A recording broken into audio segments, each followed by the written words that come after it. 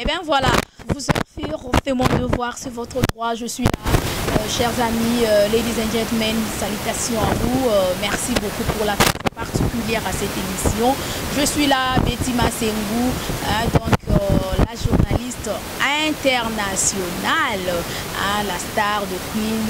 Je suis là, en tout cas, la femme du patron. Coucou à tout le monde et merci beaucoup déjà pour l'attention particulière à cette émission.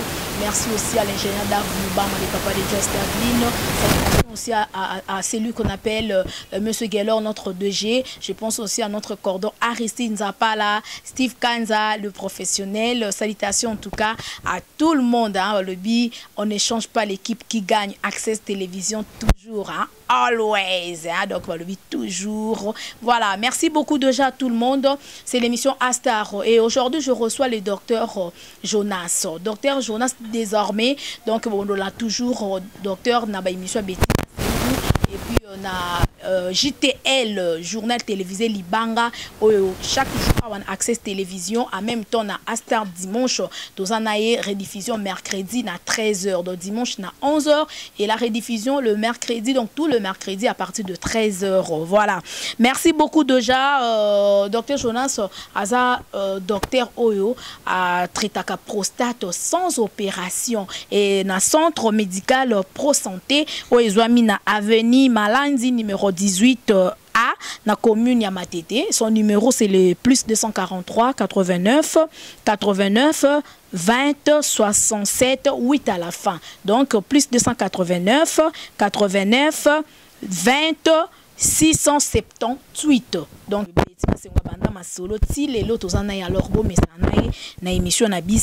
il est notre partenaire officiel na émission JTL, journal télévisé Libanga et puis na Astar. Voilà. Et docteur Jonas, les lots se retrouver ensemble surtout na émission Nabiso et na Moussala Sala. Un mot d'abord na Nabiso avant d'entrer dans le bain de notre émission au Ebisi Bangoni. Merci beaucoup. Lelo na epona ko Ebisa bato o basepela kana émission na ngai na epona ko munisa bango ba o balandaka émission ya Pro Santé ke pona o etali bongo maladie ya prostate. Donc ndenge nini basengeli komi batela pona maladie ya prostate pona kokima bokono wana et puis ndeni bakoki ko ba o baza ko bela yango ndeni bakoko zo ba soin pour ete ba bikisama na maladie o baza ina yango parce que la plupart ya bato baza ko bela prostate bazomona lokola ke ba perdre espoir bazomona comme si que espoir eza souté à ko vivre lisusu pour ete baza bokono wana tandis que ngai nazali ko saisa yango kozanga lipaso même si comme cancer même où azosuba makila et comme ndeni nazako saisa bokono wana ya prostate kozanga lipaso bakosa l'opération te akozwa bakisi na à une courte délai akozwa ne traitement na bien pe comme ne malamu. Jonas, mais quand on peut expliquer bazo landa prostate ezali. Merci beaucoup maman Betty. Prostate bato bayoka kaka prostate. Mais prostate ezali maladie. Et sa maladie mais ezali organe. Organe wana ezalaka na mobali nyonso azalaka na yango eza mwa mbuma moko boye ezalaka na se ya vessie na biso mibali. Alors mbuma wana soki ebeli to organe ebeli yango nde tobengaka yango maladie prostatite.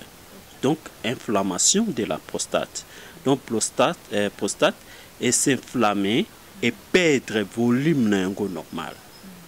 Tant yango e perdre volume wana to veut dire que ça sous normal ti.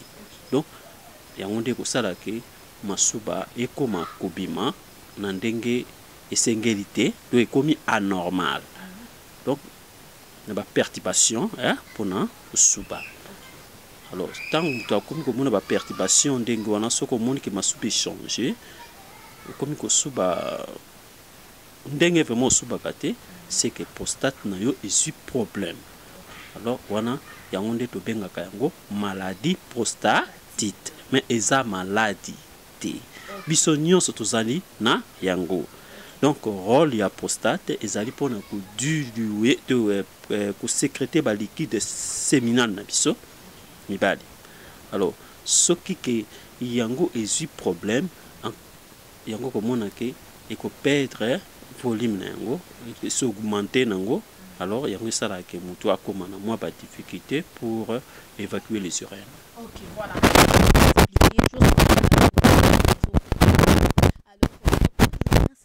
Pour la ebele babela maladie wana ya prostate.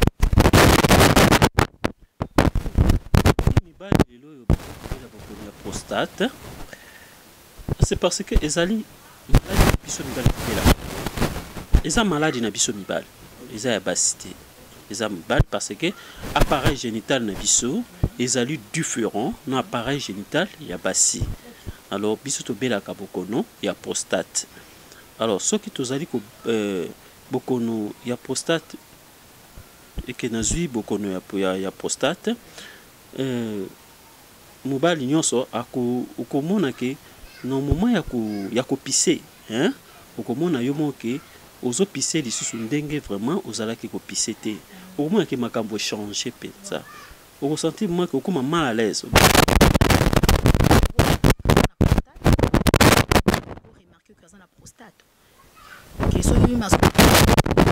C'est une question de moto.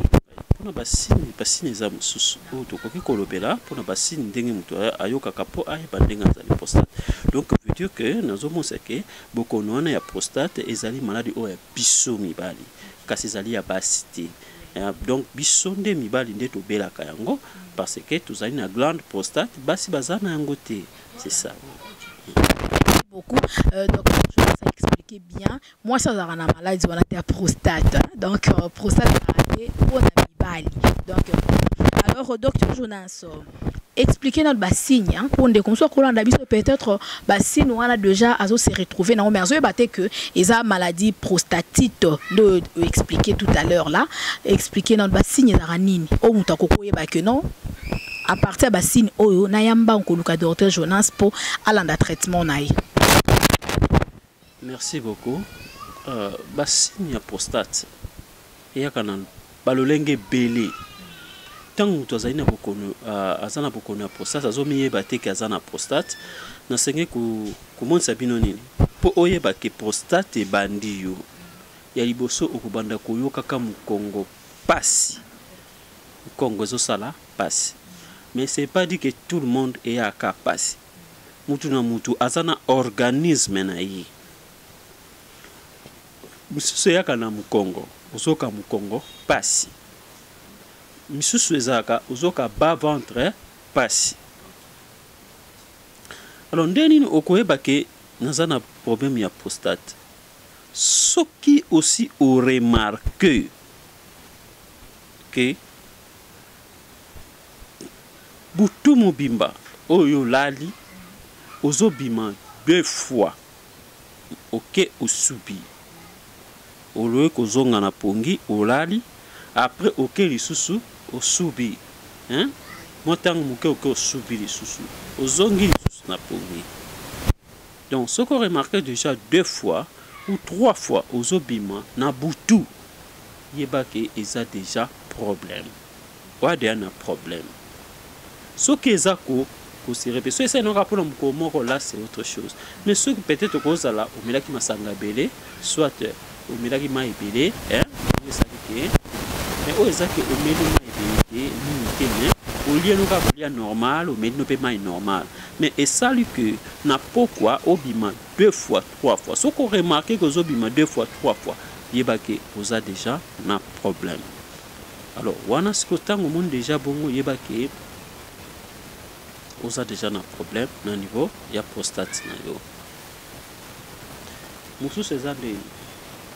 Tant que vous avez remarqué que tant que vous avez suba, vous avez posé ma suba, ok, pour suba, et ça li retard. Ma suba n'est pas mais ebimina un TP 6 mois retard. Et après, mon ma suba est ça nini et copie. Ce qui ma suba ebimi. Et après, au moment où on attend un sous, et bimi et kati. mais au sentir que masuba etikali na kati ya pesi donc osubi na yo mais au sentir que masuba esilité mais masuba mususu etikali na kati ya pesi mususu omona masuba tango ozosuba azosuba wana siko nazolobela ndenge prostate yaka selon cas par cas ya mutu na mutu mutu mususu akosentir no moment yo kiposa masuba ke kosuba asubi na yeye mais amoni ke masuba nga asubi ndenge ezalaka mwa elengi wana ezalaka ozosuba tina suka osanti ke masuba esili mais yo omona ke ozosuba mais masuba esili te osanti ke esili te masuba esekati nango mais osanti comme si ke masuba moko etikali na kati masuba mosusu etikali na kati ya pesi oluka mwe ofoxe po obeto bandi kobeta po masuba esala nini ebima ezala mutu mosusu akomona ntango ozoyoka posa masuba mais oke po suba efrene pose ye mais bandi on matanga ta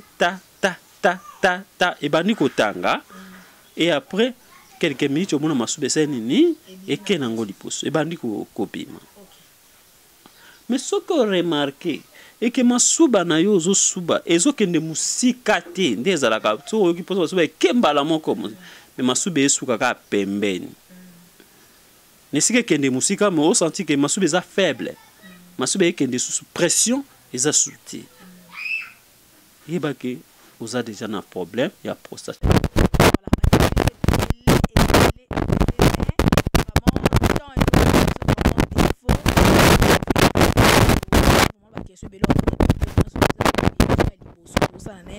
Access télé. Voilà, docteur Jonas, voilà. Naebi ki ba question sous soit na émission prochaine to retour nango po bandeko vraiment ba vraiment na bokono o ya prostate. Alors docteur poto kabwana na émission lelo.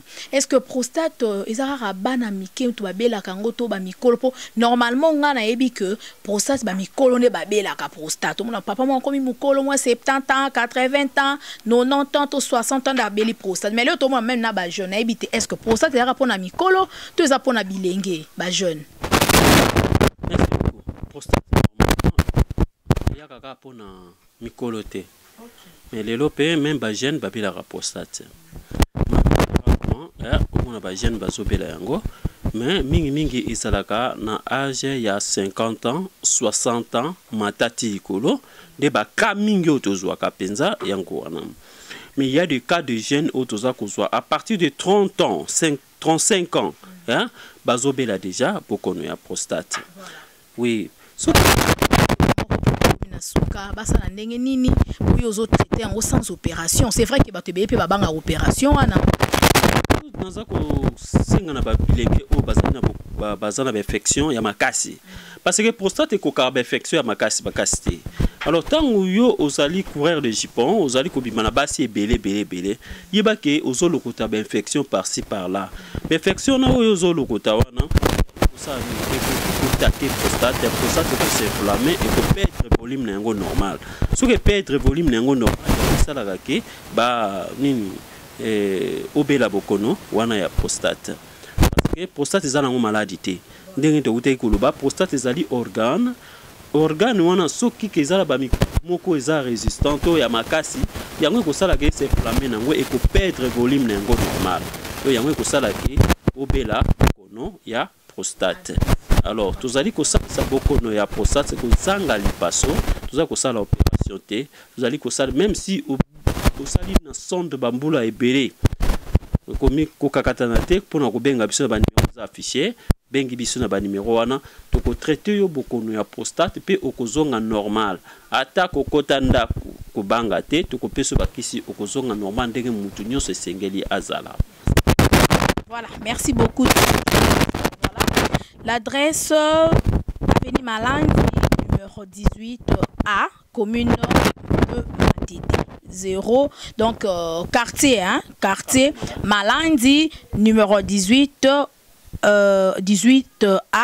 commune de Matete. Le numéro de notre invité, le docteur Jonas, ils ont affiché wana na ba écran nabino ou na koko rappelé en sous plus 243 89 94 disons plus 283 on est à code en boka na biso 89 99 20 678 89 089 89 20 678.